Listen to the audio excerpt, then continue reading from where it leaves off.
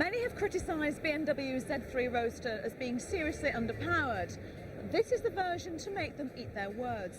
It's the 2.8. It's on sale now for an August delivery. For £27,000, you'll get an incredible vehicle that will take you from 0 to 60 in around 7 seconds, capable of a top speed of over 130 miles per hour. But wait, if that's not enough for you speed freaks, then just come with me and take a look at this. Yep, if you can wait until early 1998, then just under £40,000 will buy you this, the mighty M-Roadster. Are you ready for the technical bit? 0 to 60 in 5 and a bit seconds, capable of 155 miles per hour. What? Not fast enough for you? Well, that's what the engine's limited to. Can actually do over 170.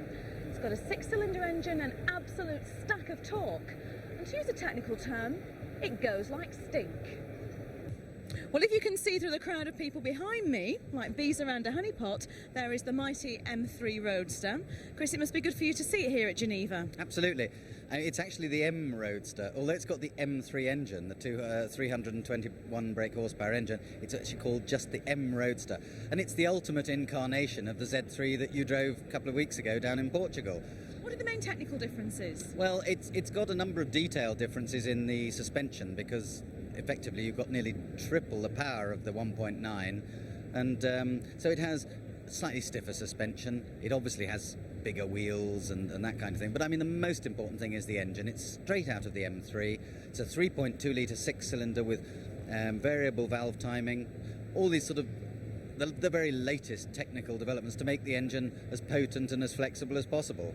To quote your managing director, Kevin Gaskell, it's a car that goes like stink now.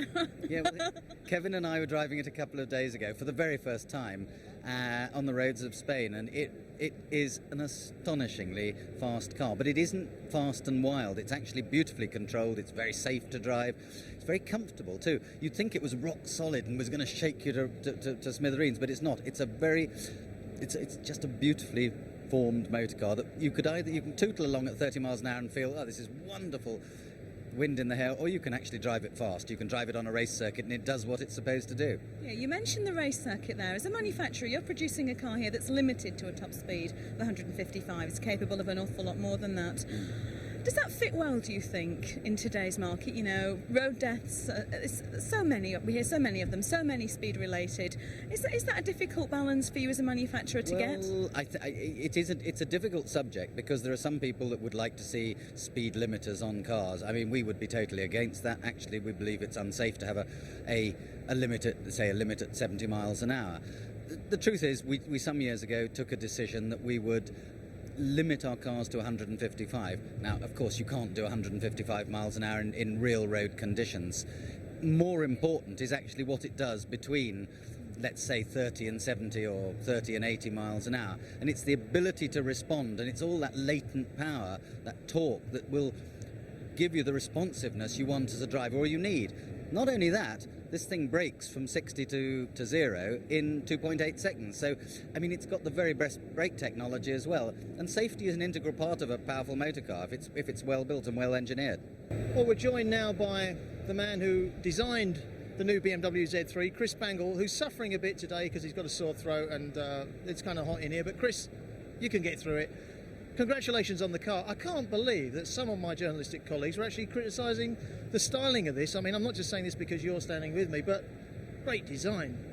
Well, it is a great design, and I think you have to give the credit where it's due, and there's a whole team that designs these cars, and so I'll pass your compliment on to them, because they really do a lot of work to make these designs come out, and this one in particular is one of our favorites. I mean, what is the process? You have your design team, you're the chief, at the end of the day you have to sign off the design. How does it work? Somebody just comes to you with some sketches, or do you use these CAD machines? Are pens and pencils banned from the design studio at BMW?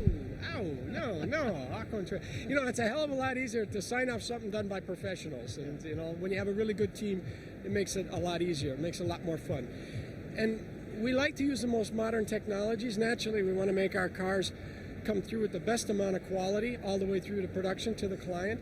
but we don't want to do anything that's going to slow down or stop that beautiful creative flow. And boy, if you need crayons, we'll let you use crayons too. Yeah. So, I mean, it's just that one or two car manufacturers, and frankly, I don't believe them. They say to me that everything these days is done by computer. Car designers still have to know how to pick up a crayon or a felt pen or a pencil and actually draw, don't they? Well, I feel very strongly about that we're perhaps over-focused on a process and forgotten what our true tradition and heart is all about, and that's really being great creative sculpture. Right. These are the greatest sculptures on wheels. And if we're talking about the architecture of this car, it seems to me that you've struck the perfect balance between that unmistakable modern BMW look with a bit of retro thrown in as well. Well, that, of course, was the goal. I think you see a lot of details and a lot of form here, which says not only the past glory of BMW, but also where we're going in the future. I mean, this is definitely a car for now, a car for the future, but there's some things on this you just can't stop touching.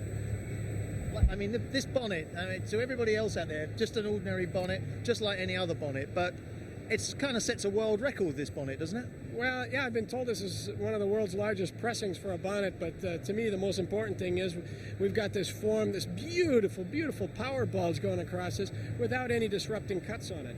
And that's where the modern technology has to support these classic design rhythms.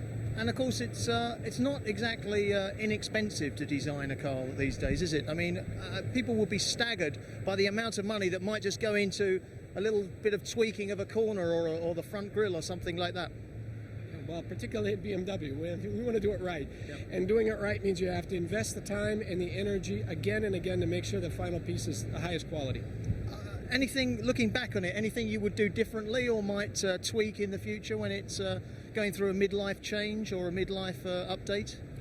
Well, we like to think that we design these cars for the real long term. I mean, BMW is one company that people are serious about collecting, and I don't think it would be, fair to all our fans to say, well, we didn't do it right, we want to do it again. No, we believe seriously we did do the right car here.